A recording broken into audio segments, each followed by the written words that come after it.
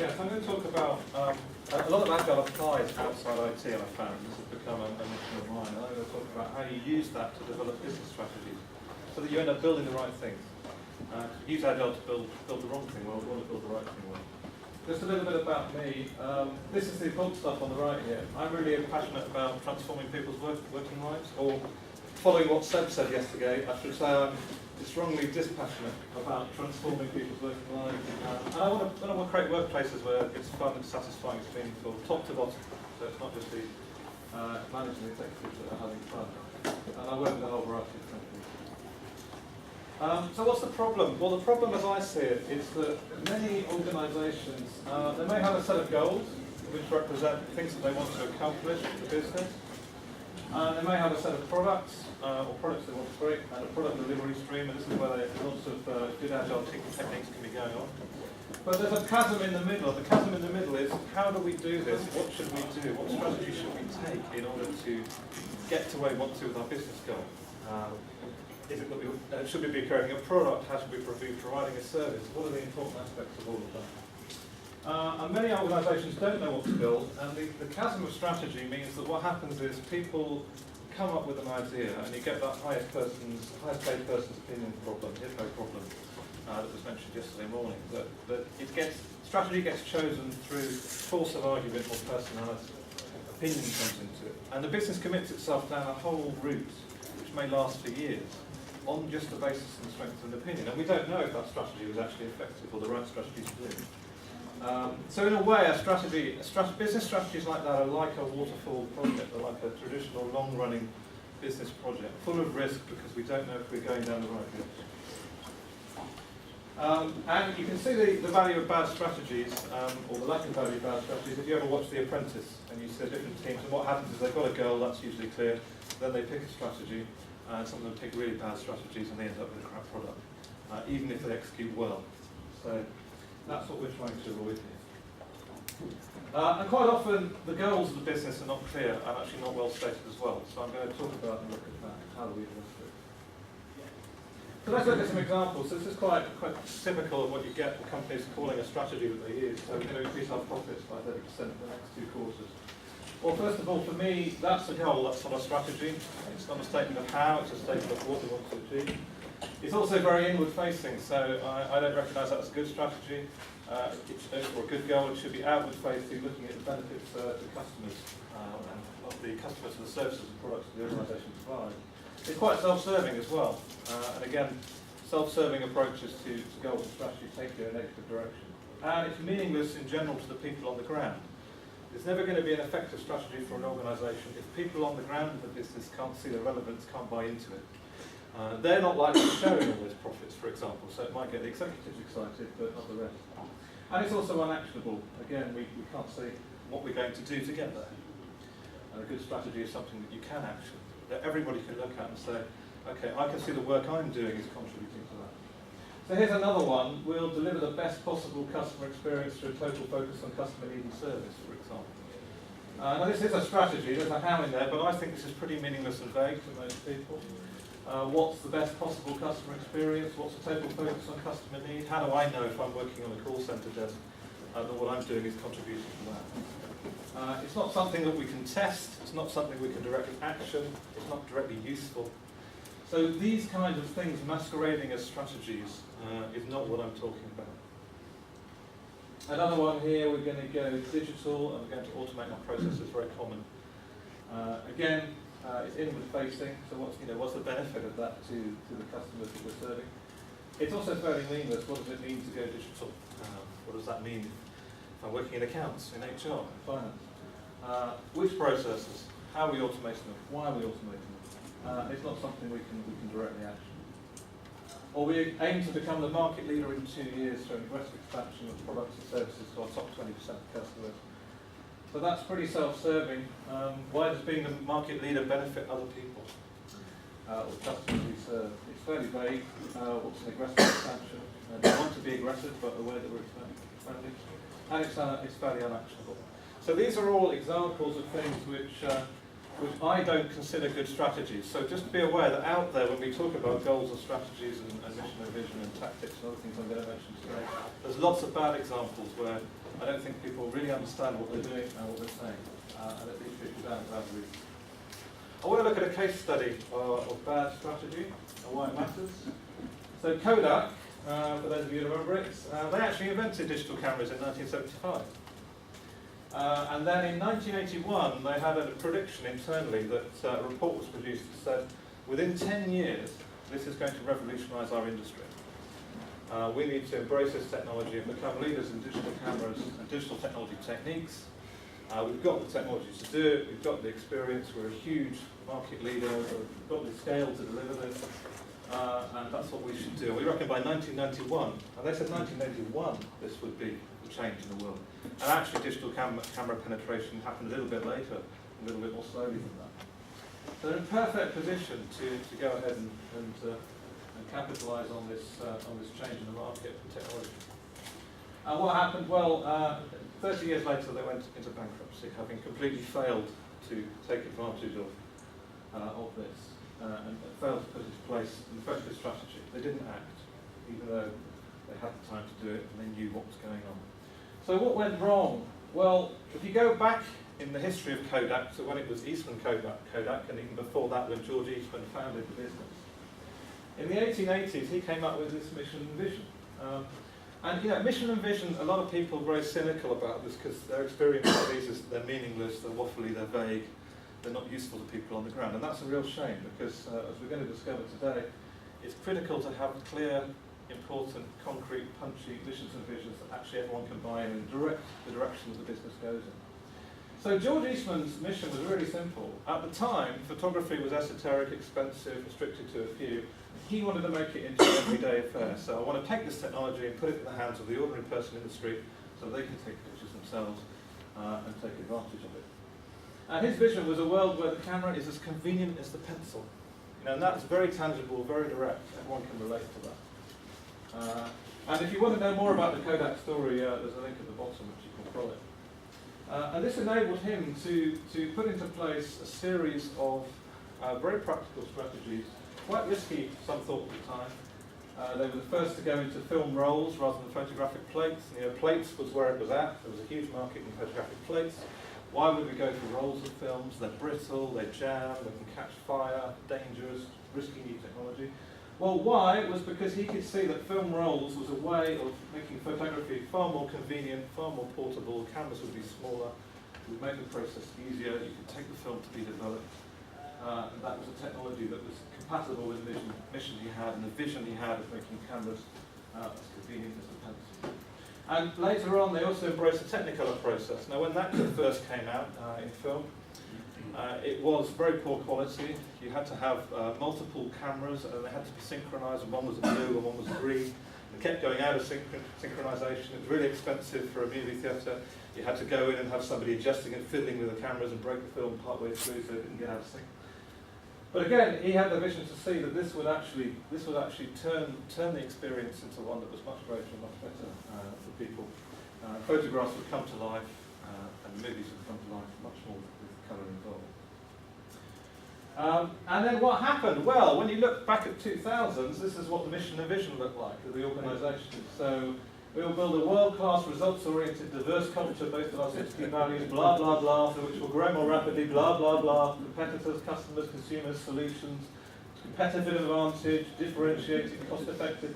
It's meaningless twaddle to many people. It's not something that most customers could relate to, let alone most employees within the business.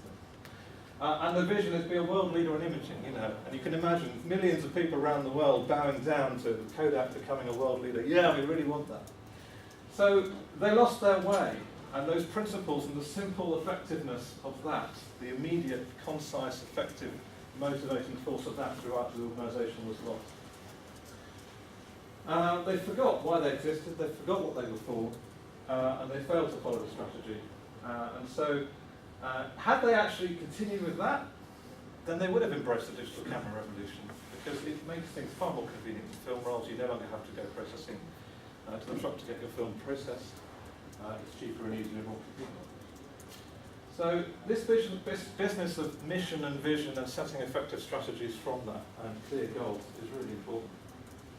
So in terms of what I'm talking about, these are the definitions that I use. These are the ones that I find useful when I'm working with businesses. The vision is where we're heading, and it's really about how will the world be different? What effect will we have on other people out there? What will we transform in the world through our business? The mission is why we're here. What's our purpose and driving force? Something that everybody in the business can believe in, and therefore it needs to be about making a difference to people's lives. We set some goals. What do we want to achieve? What outcomes do we want to achieve in the immediate future? Then we define some strategies, how we'll get there, and then we pick some tactics, reusable ways, and we'll talk more about those later, to implement those strategies.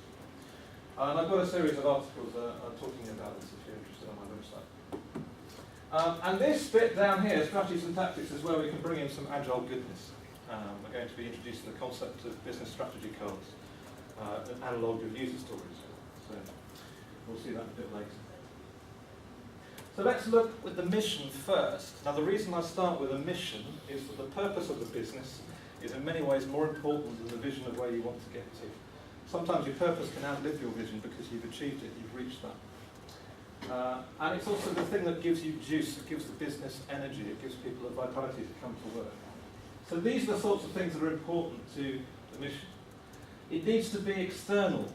So you're not here primarily to serve your own business, you're here to serve a group of customers. It needs to benefit those customers, it should be specific about what you're trying to achieve. It needs to matter. It needs to improve people's lives, and it needs to be relevant. Relevant to the people inside your business and to your business. And if you just think about those simple things, you're far more likely to come up with a mission that serves the business and helps you grow than otherwise. The only exception to benefit customers is Michael O'Leary of Ryanair. Even he is changing his ways now that he's seeing how it's up. So this is never about revenue or profit, okay? Revenue and profit, of course, they matter, because otherwise you don't have a business, but you should never have your mission or your vision in terms of those. Self-serving, it won't do you any good. The way to be profitable is to do a fantastic job for your customer. That'll make you far more profitable than focusing on profit or cost. So having defined the mission, we want to define a vision, where we're heading, and these are the kind of things that are important here. What's the destination? What impact will we make? What difference do we make to people's lives? Again, be specific, paint the picture of the future, face outwards, and make this something measurable, something actionable. Can you see how close you are to realising that vision? How far on the journey are we going to reaching that ultimate destination or outcome? It's like the map in your sat-nav. It's the final destination, and so the vision is where you're going, the mission is the reason why you're taking the journey, then you're defining goals, which are steps on the way, and then your strategies are routes that you take to reach those specific goals, and your tactics are how you're driving, with you're overtaking people, rapidly weaving in and out, or taking at the right turns, all of that. So it's really important that people in the organisation are able to say, look at their work in whatever group and department they're in, and say, is the work I'm doing helping to get us closer to the vision? And is it compatible with our mission? Is it serving the mission? And if they can't do that, then you've got a vision and a mission that don't mean anything. They're not helping. It might be rah, rah, rah in the boardroom, the management meetings, but they're not useful to people on the ground. So go back, try again. So I want to give you some examples of what I think are quite powerful ones that are out there. We'll make this interactive. So here's a company with a mission is to accelerate the advent of sustainable transport. Any guesses as to who that might be? Tesla? Good guess, good guess. And the vision is a market filled with compelling mass market electric cars, and it is indeed Tesla. Now that is incredibly short, but also incredibly punchy to me, incredibly meaningful. I can imagine being in Tesla, knowing that that's pretty motivating. It's about sustainability, it's about impact on the environment, it's about putting things and improving people's lives through sustainable transport. And that as a vision is when we get to that stage where all the cars are compelling. That's also very clear. I can test that, I can see how close we are to that. Another example, to enable the space flight capabilities necessary to make human life multi-planetary. SpaceX, yes. And their vision is a self-sustaining human civilization on Mars. Now, what about that for a vision? How many companies do you know who have that kind of ambition? But the effect of that ambition, as unrealistic as it might sound, is really propelling that business forward. And so don't underestimate being ambitious with your mission. And I'm sure that they will achieve that, and then they'll probably set a new vision, which may be Jupiter or beyond, different solar systems. Who knows? So yes, that's SpaceX. How about this one? To make the best products in the world that delight our customers and make our employees incredibly proud. Any guesses? Sony. Not Sony. Now, the vision isn't stated, but I've written down what I think the vision might be. A world where technology is simple, seamless, and unobtrusively makes life easier. Apple, yeah, absolutely. So they're quite an interesting one because, to some extent, this is vague. Best products, delight our customers, but it's that relentless focus on that mission, which is enabling them to say we have very few product lines. Unlike everybody else, we're going to make very few different things, but we're going to make the things that we do make are going to be extremely high quality, a great user and customer experience. And therefore we're going to sell a lot of those, even though what we're offering is a premium product, which traditionally premium products are only supposed to be a small percentage of the market. I wonder what their mission statement was in about 1990. Yeah, it'd be interesting to look back. So, as I said, they don't state this, but what's most important is that it's in the culture, that people understand why they're there and where they're heading. So whether or not you have this on a web page or not isn't the important thing, whether or not the company's shouting it to the world. What matters is it in the corporate DNA, is it in the way that people behave every day? So, having defined a vision and a mission, we then want to choose some goals. These should be destinations or outcomes, what it is we want on the route to that destination. Again, they should benefit customers. The goal shouldn't be to make money, because it's not really going to help you do the right things to make money. It should be concrete, they should be aligned with the vision and mission, they should be measurable, have we achieved it or not, they should be meaningful, and again, they should be outward-facing. The importance of an outward-facing goal is you want the whole business to cooperate together to deliver the outcome. If you have a goal which is, do better HR, then only the HR group, for example, they'll be making local optimizations that suffer, the whole business suffers as a result. And the same with IT. The purpose of having IT is to be able to deliver the products and services to customers and to the business that's interacting with those customers. So keep the ultimate purpose in mind. A massive problem in many businesses of any size is functional silos and territories and politics and turf wars. So again, these are powerful tools for actually bringing people together and aligning them. And when you get to goals, you should be thinking about numbers, you should be thinking about dates and quantities, things that you can measure. So if we take an example of the Tesla, we've got the vision and mission. Now to get to that, that's pretty ambitious. How are we going to get there? Well, one of the things that they did was, our first goal will be we will need to produce an electric car that people consider viable. Because many of the electric cars that have been around, yes, they worked, but they were not considered a viable replacement for a normal car. Short range, low performance, very small cars, long recharge times, so not practical. So their focus initially is if we can make it viable and we can produce something which has the range and the speed, then people will be convinced that this can happen. Another goal they set beyond that was we could make a better electric car. We want to make a car that's better than a conventional gasoline engine car. And so we want to be practical. We want better ergonomics, better practicality. The advantages of being electric, we have no engine, more space. And then the third goal they set was we want it to be affordable and mass market. So beyond that, once we've achieved a better electric car, we've proved the viability, let's make sure we can put it in everybody's hands. And funnily enough, the goal was achieved in 2008 with the Tesla Roadster that came out. In 2012, they achieved it with the Model S. The Roadster, of course, was a luxury product, but they had to start somewhere, and you don't get the economies of scale with manufacturing cars until later on, so you need to start with a premium price product. And they're planning an affordable car for around 2016. We'll see if they achieve it. But 4 years between those ambitious goals, that is pretty short for a new business with such ambition. And I think a lot of the success of Elon Musk, the CEO of Tesla and SpaceX, is down to the fact that he works in this way. I don't think he's a brilliant manager. By all accounts, he's quite difficult sometimes to work with. But I do think that he has this clarity of vision and purpose, which he communicates to people and gets them fired up. And I think that's more important. So let's move on to strategies. We've got a vision and mission, we've set some clear goals. Now we need to focus on strategies. How are we going to get there? And with strategies, again, we want to be specific. Now, the key about strategy is strategies start out as theories. They are guesses about what will be the right thing to do with the business in order to achieve our goal. And therefore, they need to be testable. Because if we don't test strategies and we can't test how they're performing, we have no idea if they're right. We don't want to get lost in that world of opinion and position where people argue for a strategy just based out of their personal preferences. We want to take the politics out of it, make it dispassionate, as Seb was talking about, and we want to be able to be quite scientific about is this working or not, or do we need to switch strategy, because a lot of this is written science. We need to justify the strategy. Strategy shouldn't exist without a justification of why is this going to function, and it should be linked to goals. So I want to take a few examples just to put some colour to this. So if you were a loans provider, I'm working with one of these at the moment up in Leeds. If you wanted a stress-free applications process for people applying for loans and you wanted to achieve 90% satisfaction or greater than 90% satisfaction, there's a whole bunch of strategies you could take. You could say, for example, well, we'll make the experience more personalised in the call centre so you stay with the same person rather than being handed around. Maybe we'll have a better website with a better user experience and apply some good tech principles there. Maybe we'll create a mobile app. That'll be the thing that we'll do. That will provide a better experience.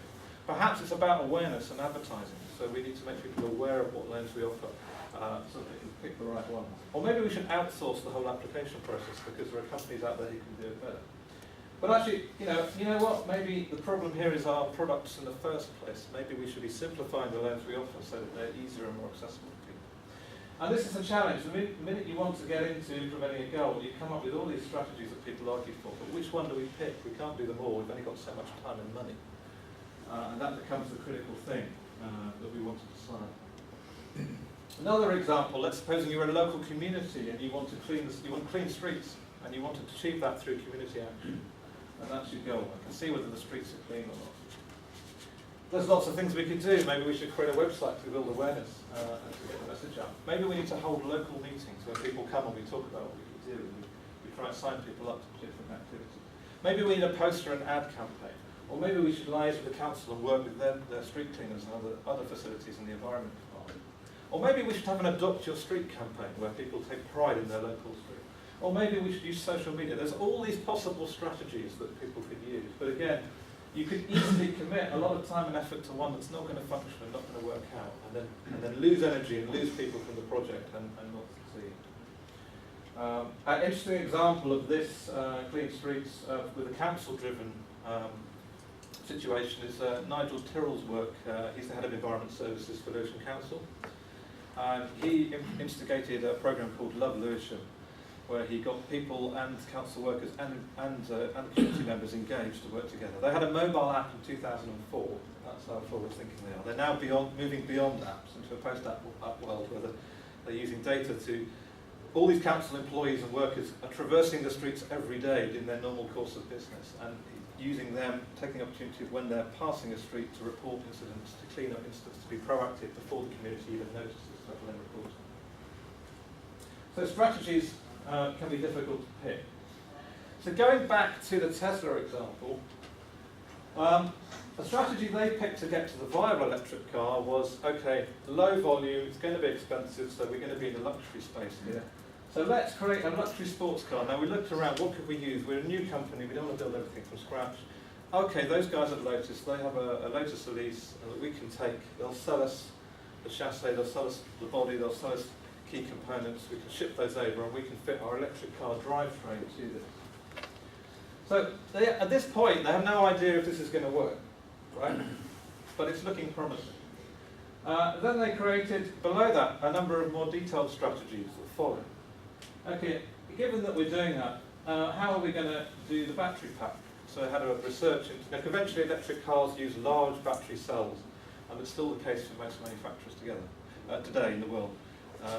And the problem with large battery cells is that they take up a lot of space, the energy density and the power density is not particularly good, and also they're quite expensive. They came up with the idea of why don't we use off-the-shelf laptop cells, the little cells that make up the battery in everyone's laptop, because they are cheap, they're available in high volumes, they have a good power density, they have a good energy density, because the small form factor of the laptop has led to that over a number of years. So we're going to design our own battery packs using these cells, and that's how we're going to make a viable electric car that other people can't. We're then going to order a two-speed transmission for our car and have it custom-made from a third-party supplier. That was another strategy we picked. And we're going to buy in some off-the-shelf electric motors. So there are a bunch of different ideas they had, and they needed to put these into action and explore. This is way before they have a factory producing roadster cars. This is this whole project viable in the first place? How do we find that out? And in exploring this, it turned out that this was a winner, and still is, and they're now setting up a gigafactory to make more battery cells than the entire world production in 2013 by 2016. And they're also wanting to sell and make these available to other manufacturers, because remember, the vision is of a world that most of the market is these practical electric cars. One manufacturer could never do on their own, so they're really trying to go beyond and give away some of their technology to enable their vision. This one turned out to be a really bad idea. They had a really poorly executed transmission by a third-party supplier. They had to rip out the transmissions, replace them, go with a single speed, take the design and build that in-house. And this also proved problematic. They had lots of issues with electric motors. And in the end, again, it took a lot of that in-house to fix it.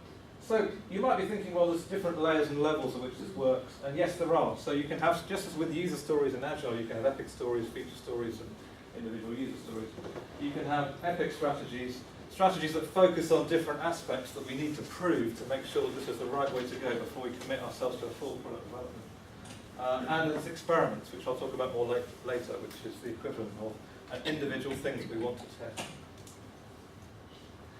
Now, how do you capture this? Now, one way that I like to do it, that works for me, is we create some story cards. And they're similar in some respects to user story cards in Agile. It starts with I think, and we replace the next to the I think, we summarize what the strategy is in a sentence. So this is not an ASA, because this is a strategy for the whole business. So we're not looking for an individual user role here.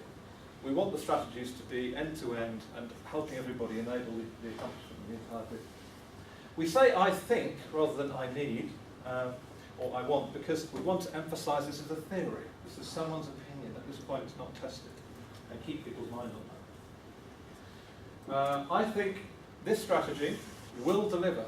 And here's where we link to the goals. So we explain how is what I'm proposing, in a sentence, going to achieve these business goals. Because if I can't show that link, then I'm already just posturing or floating ideas that aren't connected to reality. And then because, justify. Why will that strategy achieve those goals? What's my argument? What are the key things? And the economy of having to put it into a small card builds a really good discipline, so that you stop having these multiple, many meetings, many hours, business conversations about strategy, and really hone it in on the key important stuff. So it's an important discipline. I find it works really well. So there's no user, because we have an end-to-end collective ownership in the business for these strategies. It's about theory and justification. And we're going to go on to see how we test this, how we test the strategies, and make sure that they're well. So let's look at an example of that. Whoops. Here we go. So here's an example for that first aspect of Tesla's strategy. I think designing and building our own battery packs made with small, off-the-shelf battery cells will deliver the performance and range needed for a credible sports car at an acceptable price, even in the luxury market. Because in theory, they'll deliver enough energy, power, and recharge cycles, from what we can see, and there is no off-the-shelf alternative available that will do that. So that's the theory behind it. So I'm not saying this is what Tesla did, but I'm saying if they'd used this approach that I used, this is how they could have done it. So here once we've got a strategy like this and we capture a series of strategies, we can do the normal things we're used to doing with Agile user stories. We can compare them, we can prioritize them, we can argue them, pass them back and forth, we can split them up, we can break them down, we can work out which strategies are likely to be winners and which are not. And you can accomplish in a short session far more than you can achieve when you just sit in a meeting and talk about blue sky strategy stuff, which is a conventional approach that I see a lot. And it really depoliticized it. It's amazing how people's strong opinions will change and they'll go quiet when it becomes quite obvious that there's no justification for what for what they're stating. So it builds a good discipline in the boardroom too. Another example at the opposite extreme is one of the things I do is work with startups. Working with a place called Fusebox24, which is an incubator in Brighton. There's 12 startups or so, all sat together, all working together, collaborating. And they're very early stage, they're 2, 3, 4 people. And I worked with a group of guys, a business called Good Money. And this is about, their business is about, they want to encourage local businesses near Brighton to trade and exchange goods and services without using cash. Because local small businesses struggle with finance and funding from banks and all the rest of it. So they reckon if they could collaborate and support each other more and trade more, that businesses could support each other, grow faster, and have mutually beneficial relationships. Now their original idea was, okay, we need to enable a payment system, we want high technology, so we should do a digital card, we should commission some payment terminals, we should put them in all shops and businesses, we should get people using good money credits. And that, as a strategy, is quite expensive, quite long-term, quite high risk. So we took that apart and we said, okay, well that's one strategy, what else could you do? Well, one thing you could do is find out what the businesses currently do. So why don't you get out there in the streets and say, how do you trade and exchange goods and services now? Because then you'll learn about what's important about what those businesses do. And that's something you can do in a day or two. So when it came to prioritising that strategy, that was very hard. It could be delivered quickly. Another thing we did was talk about, okay, so why don't you hold a workshop where you bring local businesses together? You talk to them about what you want to do, but you actually then ask them for their input, what matters to them. And out of that came the idea that people wanted a way to network that worked much better than BNI or Chamber of Commerce. They actually wanted a way to meet suppliers and meet people who could use their services, but in a much more productive and personalised way. And they also wanted, they valued just having a common community purpose. So they're now building on a series of workshops and surveys and discussions of business they've done. And they're now talking about building a business directory up, and going in quite a different direction that could ultimately lead to a payment system, but it might not need to, because the experience of interacting and testing these strategies in the marketplace is actually telling them that what they thought was important isn't actually what is important. Now, once we've got the business strategy story, we can also borrow some other goodness from Agile. We could say, okay, we know, I think we'll do this, and it will deliver against these goals, and this is why. Now let's look at some acceptance tests. How do we know if this strategy is going to succeed? What will we need to test? What's the signs of it working? So you look about, how is the strategy working? If this happens, then the strategy is succeeding. If this happens, then the strategy is succeeding. And what can we measure? There need to be measurable things. And again, it's if, it's not when, because we want to emphasise that the strategy is a theory and ground people in testing their theories rather than assuming they're correct. And we'll look at failure tests as well. What would be signs of the strategy failing? Or what would be the side effects? Quite common when you've got multiple business strategies in play that they actually interact with each other and you get undesirable side effects. So let's think about those side effects. What would be the signs of them and how we can mitigate them? What would break? What would the strategy break? And if you're doing it well, you can end up with, so here's the example for Tesla. If the battery packs store enough energy, because if they don't, it's not going to work as a viable car. If they deliver enough power, so it's not just the energy, how long they can last, it's how fast can they produce the power to give the performance that we need for a sports car. If they recharge quickly enough, because it's no good if I have to hook it up for 2 days in between a run. But only if that's cheap enough, only if the whole cost is cheap enough. If it ends up taking too long to do this project, then the company will not succeed. Tesla was funded by Musk and went through some very difficult times trying to raise finance. In 2008 with the crash. Almost took too long to achieve this to save. If it costs too much, it won't work. If these small cells are going to get quite hot, you all experience laptops and phones getting hot at some point. If you're not going to be able to cool this effectively, then we could have a dangerous thermal runaway and a problem. If we can't wire up all these small cells effectively, because the advantage with big cells is the wiring is simple, so how are we going to solve that challenge? Or if it makes the car too heavy, or any one of a number of other parameters. So these acceptance tests, strategy acceptance tests, start to form the basis of things that you can test when you're proving out whether or not the strategy will work. Now when you've got that strategy, and we'll come on to talk more next about testing it, it's very important that you've got things you can do that give you feedback, that give you the data to verify whether it's working or not. So here's another case study. Lehman Brothers victim of the 2008 crash. I like this logo of theirs that they came out with around the millennium. 150 years, a long established business, older than the Kodak example that we talked about before. Tradition of innovation, that's quite an interesting oxymoron in my mind. Can you say that's tradition? Surely innovation could keep changing and developing and evolving. But they were the fourth largest US bank. They collapsed in the subprime crisis. So how could this have happened? How could this have happened to them? Well, if you go back again to the beginning, Robert Lehman, who was the son of one of the original three brothers who formed the Lehman Brothers Partnership, he led the business between 1925 and 1969, so about 45 years, and he had, through its biggest growth period and also through the Great Depression, so this guy had some track record of success. He had an incredibly compact mission that was also the vision, and this was consumption, not production, will define America's future prosperity, which I love this one because it's really short and powerful.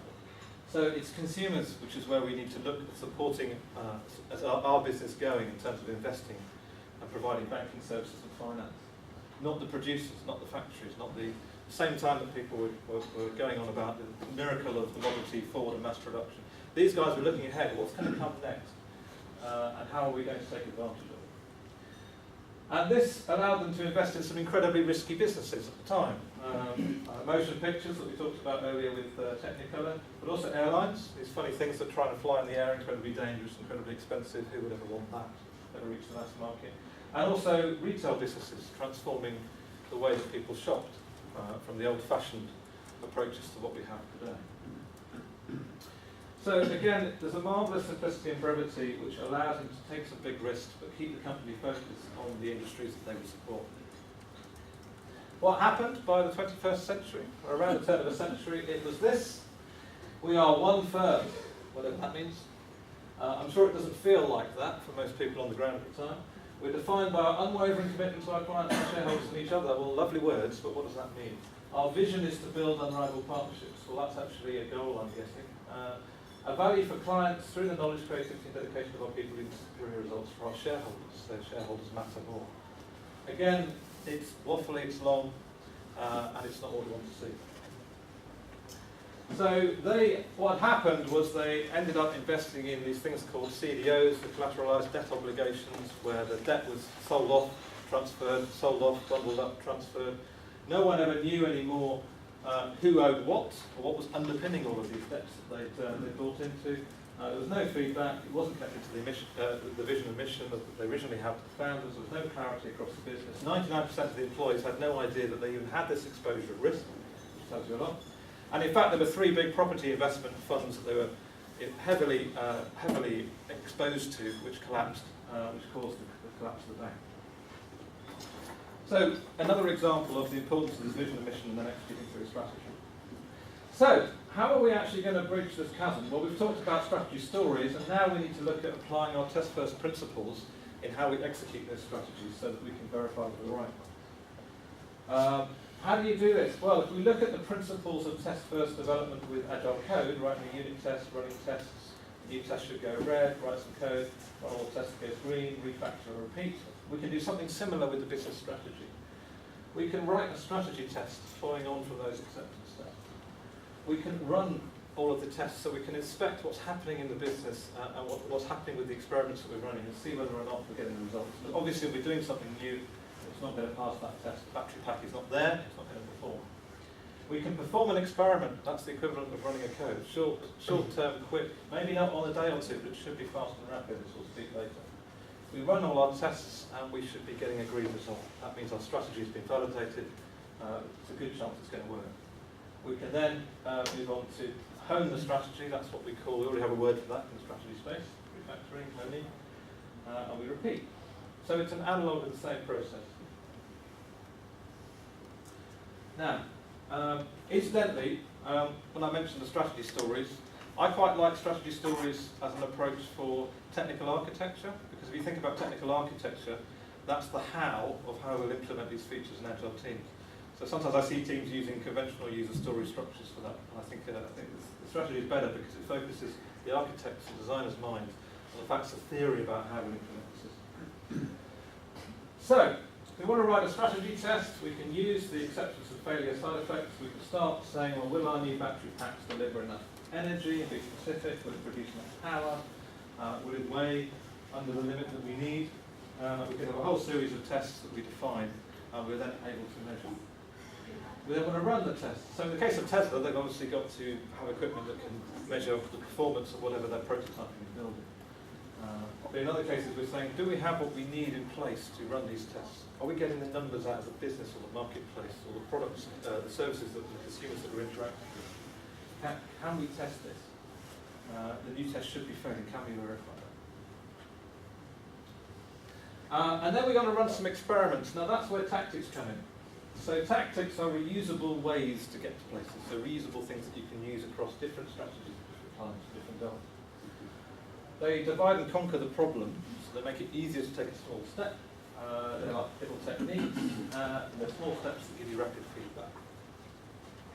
Give you some examples. So for Tesla, they could do some computer modelling. They could say, let's computer model what this battery pack will look like and see if we think it will work. They could play around with different materials for the battery cells, what will perform and how we lay them out, what structure shall we use. They can prototype different pieces. How are we going to assemble this and test the prototype? They can scale up. Let's build a small pack, and if it produces enough power, but the same power but enough energy, then we'll be in good stead for the full-size version, which we can then scale up to later. We can change the shape and the layout. We can change where we get the materials from, which affects the price and the quality and performance. We can change how we're assembling it. And when we've got all of that done, we can move into productionising it so that we start to build the production line and all of our good product development methodologies can apply. For a service business, there's equivalent tactics you can use. You can use business model canvas to look at the viability of the strategy. You can simulate paper or computer process modelling and the effects of the strategy. You can run focus groups, MVP, limited trials. You can restrict the work type, bifurcated demand, so you can say, we'll produce this, we'll test this with a small type of the work that we have before we implement something that goes across the whole business. Instead of a model office, which is a way of simulating the ideal process in one place, so you can check the whole and the impact on the whole. We can scale up or down, and then again we can productionise and turn into product or service development in the business. Then, when we've done that, we're in a position to run some strategy tests and see if our experiment succeeds. Do we need to adjust? What have we learned? Do we need to change or improve our tests? Do we need to change and adjust the strategy? What's the next step? What's the next tactic we can apply? And what side effects are we seeing? And so if you follow this process, and it's really, the refactoring is really another version of this build, measure, learn loop that we're so familiar with now from different sources. If you follow this process, then we're going around a rapid cycle that's actually feeding back and informing the strategy and making sure that it's successful. How often do we repeat this? Well, that generally depends on the business scale and the business size. Startups should be doing things in a few days, so with the good money guys in Brighton, getting them to do stuff day to day, get out the door, test their theories, build up and very rapidly take the business in a different direction. For SMEs, it should be a few days to weeks. For corporates, a few weeks to months at most. But there's a certain turning the tanker lethargy that comes in with bigger businesses. And it's really not something that has a regular cadence. The practicalities of when you do this and how often you do this and how long you take, it's all driven by each individual need. But it should be time boxed. All experiments should be time boxed. Now lastly, what if you are not the person who decides how strategy is done in your business? Well, if you've got a skeptical leader, I've got a quick 5-point plan for how you can use this stuff to help influence that. First of all, map what you think the real mission, vision and goals in your organisation actually are at the moment, and what you think they should be, using that simple format. Create strategy stories for what exists there. Map those stories to the goals, and you'll probably find that they don't match up, they're not the right ones. You can then generate some alternatives, put all that together, and convince them to give you permission to run an experiment on the strength of what you're saying, to do something different. So a little 5-step plan that can take you closer to them.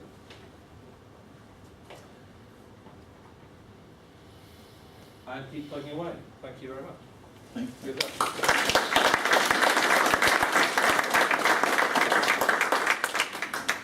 Any questions for Tom?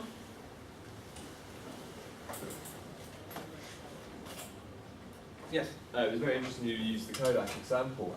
How much do you think that led to them being quite close with their product in terms of other companies like Fuji coming in and taking over the digital market, where Kodak stayed quite arrogant with the film market and missed out on a lot of those potential sales and deals? Yes, they did. Is that because Fuji were more agile, it was just they were quicker on it, the mark? Or? No, Kodak got into this mindset where they were, their mantra was, our profits are in film and processing. Right? That's what we do. They started to define who they were by what they currently did, which is a strategy for not changing, you could say.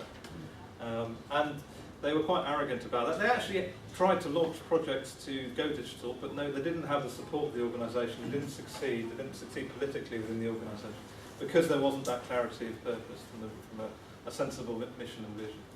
So I think they had the opportunity. I don't know that the other competitors were that amazing, but what they did do was they embraced the change. And Kodak fell very heavily. There's lots of examples. I mean, you've seen it with tech companies too, right? BlackBerry, a good example recently. And I think one of the flaws with BlackBerry is that they basically said, we've done it, we've got it, we're going to keep doing the same thing. We know best. We don't want this. It's got to have a keyboard. All of that thinking. We've locked up the business customers. Nobody else is going to get that business. Well, surprise, surprise. Now that even that's rapidly disappearing away from them. So it's a kind of hubris that can develop if you're not staying directly connected. And the bigger the organisation, the more you have to work hard to make sure these things are simple and clear and aligned, and that people can use. Another question? No, you obviously did it too well. Oh, one more. So it's interesting that the really good visions, the early visions, came from the top and fed right the way through. Yes. I think we also see, so one of the very big frustrations of large corporations and their ability to embrace Agile is the heart of the structure, which sort of maybe points to the problems in the middle. But have you got any comments on that? Yeah, it's a good point. So strategy is not something you should decide in the boardroom, in my book, because usually the people in the boardroom are disconnected from the work. They don't really understand what goes on or how it happens. They have a picture in their mind of what goes on. Maybe they used to be that role, if they've been promoted up, but it's changed a lot. So the best strategies come from top and bottom, working from both ends, and from an open process where people can pitch in and make suggestions. And again, if you use a strategy story approach and allow everybody in the business to pitch in ideas, why can't somebody answering phones come up with a business strategy?